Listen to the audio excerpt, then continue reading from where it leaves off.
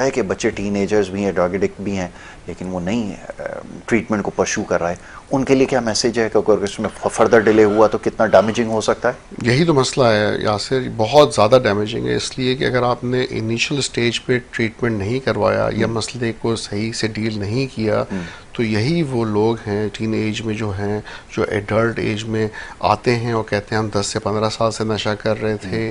अब जाके हमें इतने डैमेजेस हो गए हैं कैरियर के हवाले से, एजुकेशन के हवाले से, रिलेशनशिप के हवाले से, फाइनेंशियल लेवल्स पे, कि वो इरिवर्सिबल हो जाते हैं कई तरीके से। और जब ये हो जाते हैं इतने बड़े बड़े लॉसेस, तो जब वो डिटॉक्स हो भी जाता है ना, तो जब वो अपने एनवायरनमेंट में वापस जाते हैं, वो ज़ाहिर है अपनी पास्ट में देखते हैं, सोचते हैं, वो रिग्रेट्स हैं, वो ब्लेम है, नेगेटिविटी है, जो पूरे प्रोसेस से गुजरे होते हैं वो 10-15 साल में, वो जो है ना इसको वापस परपेचुएट करती है प्रॉब्लम्स को, फिर एक और ट्रिगर बना देती है कि नेक्स्ट रिलैप्स आ जाए और फिर ये जो है ना नशा करना शुरू कर दे। इसीलिए जितनी जल्दी, अगर पता चला है कि अभी नशा की शुरू किया है, हो सकता है 6 महीने 8 महीने साल ही हुआ हो,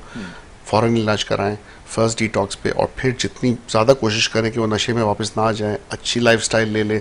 पढ़ लें, अपने आप को स्टेबल कर ले, उसकी शादी हो जाए, वो अपना राइट कैरियर में चले जाए, तो वो सारी चीज़ें स्टेबिलिटी की तरफ ले जा सकती हैं।